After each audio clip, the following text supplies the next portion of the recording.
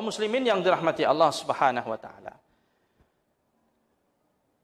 Tadi lupa saya sampaikan, kaitannya dengan Fatimah apa? Tentu ketika Rasulullah dirawat di rumah Aisyah, Fatimah itu datang bolak-balik menjenguk ayahandanya, baginda Nabi sallallahu alaihi wasallam. Fatimah datang, bahkan terjadi dialog dengan Rasulullah berkali-kali. Salah satu kisah tentang Fatimah menziarahi Rasulullah dalam sakitnya itu, ketika Nabi sudah berat menjelang wafatnya itu, Fatimah datang pada Nabi, ya, sambil memeluk Nabi sallallahu alaihi wasallam. Fatimah mengatakan, "Wa karba abatah."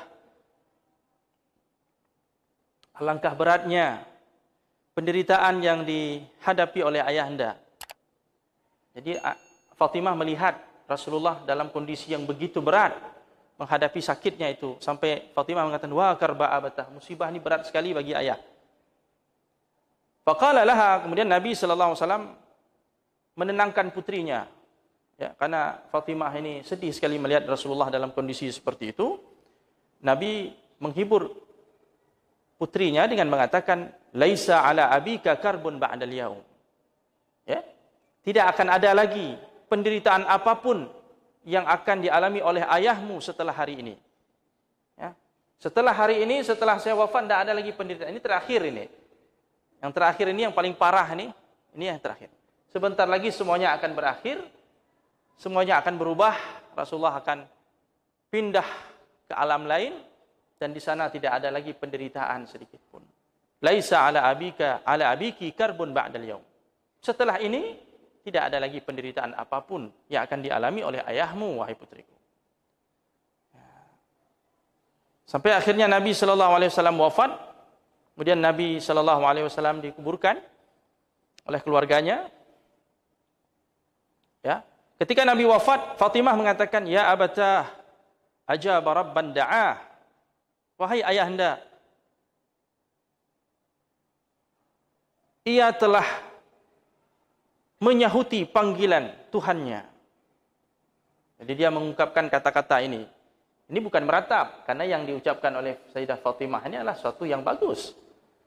Bukan berisi ratapan, menunjukkan bahwa dia tidak ridha terhadap keputusan Allah, bukan. Dia mengatakan Rasulullah ini sudah menyahuti panggilan Tuhannya. Karena orang yang wafat itu kan menyahuti panggilan Tuhannya. Ya abata, Jannatul Firdausi ma'wa. Wahai ayahanda, surga Firdaus adalah tempat kediamannya. Jadi Rasulullah ini akan ditempatkan di surga yang tertinggi, surga Firdaus. Jadi Sayyidah Fatimah mengatakan, setelah meninggal ini Nabi akan ditempatkan di surga Firdaus, di tempat yang paling mulia. Ya abata ila Jibril nan'ah. Kepada Jibril kami menyampaikan berita kematiannya. Itu ucapan Fatimah radhiyallahu anha ketika Nabi sallallahu alaihi wasallam telah wafat. Ketika Rasulullah dikuburkan, Fatimah radhiyallahu anha berkata, "Ya Anas, atabat nufusukum an tahsu ala Rasulillah sallallahu alaihi wasallam at-turab." Apakah tenang jiwa kalian ketika kalian menaburkan debu dan tanah itu di atas Rasulullah sallallahu alaihi wasallam? Jadi katakan kepada Anas, tega kalian menaburkan debu tanah di atas tubuh Nabi sallallahu alaihi wasallam? Dan ini pertanyaan tidak perlu dijawab, bukan pertanyaan untuk dijawab. Memang harus tega karena memang begitu hukumnya. Orang yang meninggal dunia dikuburkan sesuai dengan syariat yang ditetapkan oleh Allah Subhanahu wa taala melalui Nabi sallallahu alaihi wasallam dalam sabda-sabdanya. Meskipun dia seorang Rasulullah, dia akan dikuburkan juga sama seperti kita. Itu syariat yang berlaku. Nah, jadi ini bukan sebuah pertanyaan yang perlu dijawab, karena memang harus begitu. Walaupun semasa hidupnya dulu tidak ada sedikit pun kotoran yang berani menempel di tubuh Rasulullah dalam pandangan sahabat Rasulullah. Tidak boleh ada sedikit pun yang menyakiti kulit Rasulullah. Siapa yang berani di antara sahabat Nabi yang melempari debu di tubuh Rasulullah? Tidak ada berani semasa hidupnya. Karena mereka sangat mencintai Rasulullah. Melebihi dari cinta mereka kepada diri mereka sendiri. Tapi ketika wafat, ya terpaksa Rasulullah dikuburkan. dimasukkan ke dalam liang lahat, kemudian ditaburi tanah di atasnya. Pada waktu itu Anas bin Malik berkata, ini Anas ini termasuk orang yang paling banyak nostalgianya bersama Rasulullah. Ya, 10 tahun dia bersama Nabi itu.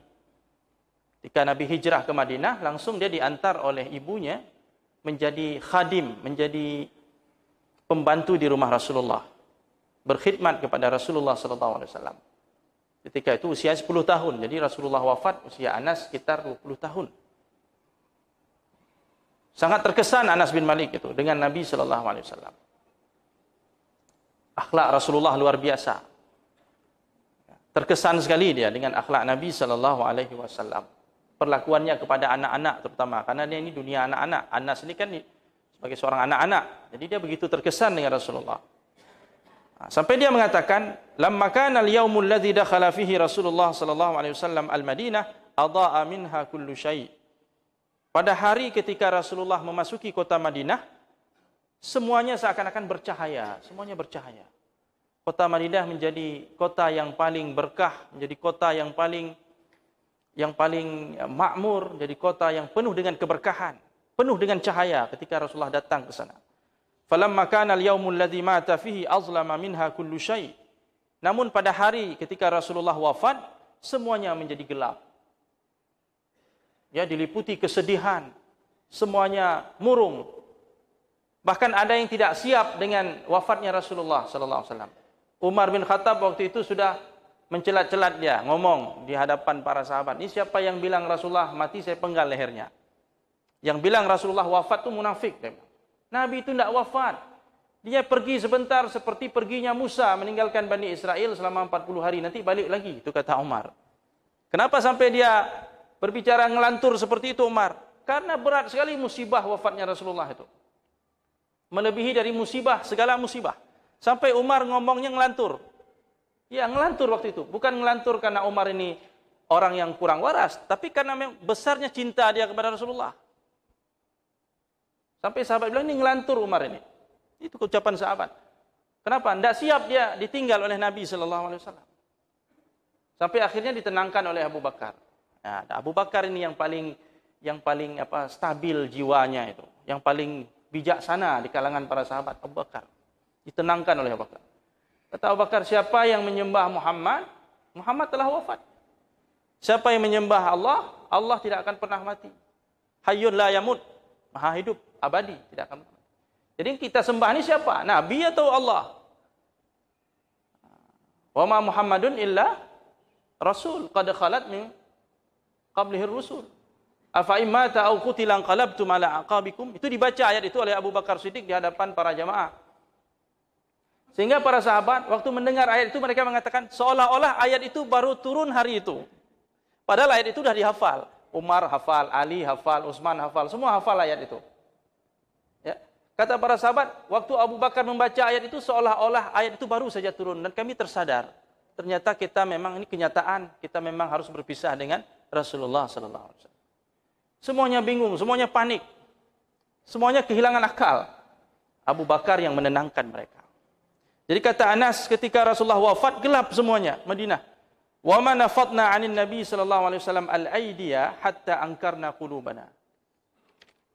Ketika kami menebaskan tangan kami, membersihkan tangan kami dari tanah-tanah bekas kuburan Rasulullah tadi, setelah menaburkan tanah, mereka membersihkan tangan mereka. Hatta angkarna qulubana, kata Anas, kami merasa tidak enak hati, perasaan kami merasa tidak enak. Karena Rasulullah baru saja dikuburkan, mereka berpisah dengan Nabi sallallahu alaihi wasallam.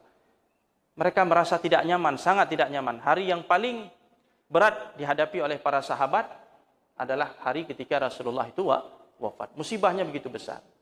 Sehingga Rasulullah dalam sebuah hadis sahih mengatakan, "Idza asaba ahadukum musibah, falyadhkur musibatahu bi, fa innaha min a'zamil masaib." Apabila salah seorang kalian ditimpa musibah, maka hendaklah dia mengingat-ingat musibah ketika Rasulullah meninggal dunia, ketika Rasulullah wafat.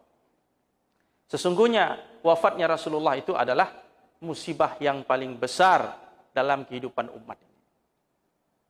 Jadi kalau kita ada musibah, meninggal anak, meninggal orang tua, atau musibah apa saja yang menimpa kita, musibah itu terlalu kecil kalau dibandingkan dengan musibah wafatnya Rasulullah sallallahu alaihi wasallam. Jadi ingat-ingat musibah itu supaya musibah yang kita rasakan selama ini menjadi ringan, belum ada apa-apanya itu. Bayangkan Sayyidina Umar yang begitu tegar itu jadi ngelantur waktu itu. Tidak bisa menahan dirinya. Berpisah dengan Nabi sallallahu alaihi wasallam. Akhirnya wafatlah Rasulullah sallallahu alaihi wasallam, kemudian yang dibaiat menjadi khalifah setelah Rasulullah wafat itu adalah Abu Bakar Siddiq radhiyallahu anhu. Beliau menjadi khalifahnya. Selanjutnya ketika Abu Bakar menjadi khalifah, Sayyidah Fatimah radhiyallahu anha datang menjumpai Abu Bakar Siddiq, meminta supaya Abu Bakar menyerahkan warisan yang ditinggalkan oleh Rasulullah kepada putrinya itu. Jadi Fatimah datang minta warisan. Rasulullah wafat sebagai ayahnya, dia kan berhak mendapat warisan anak perempuan. Dan yang hidup satu-satunya waktu itu Fatimah, yang lain sudah pada wafat semua.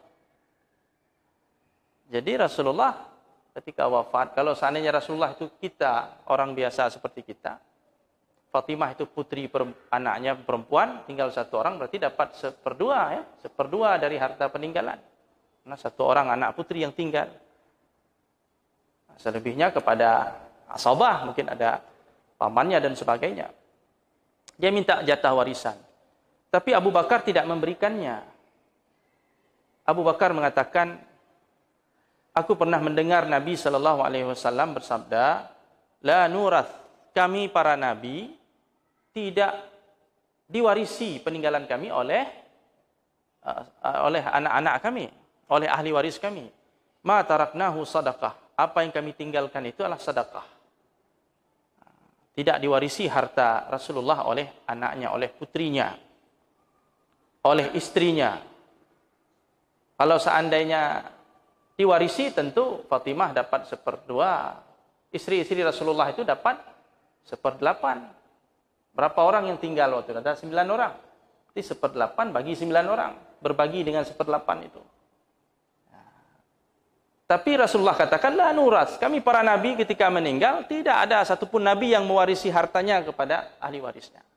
Apa yang ditinggalkan itulah sedekah. Dan ini berlaku hukum pada semua para nabi, bukan Rasulullah saja. Al-Anbiya. Para nabi yang lain pun demikian. Demikian kaum muslimin yang dirahmati Allah. InsyaAllah kita lanjutkan kisah tentang Fatimah menuntut warisan dari Rasulullah, dan ini menarik karena ada syubhat-syubhat di situ. Mudah-mudahan bisa kita sampaikan dengan baik. Aqulu qauli hadza wa astaghfirullah li wa lakum. Subhanakallahumma wa bihamdik asyhadu an la ilaha illa anta nastaghfiruka wa natubu ilaik. Assalamualaikum warahmatullahi wabarakatuh.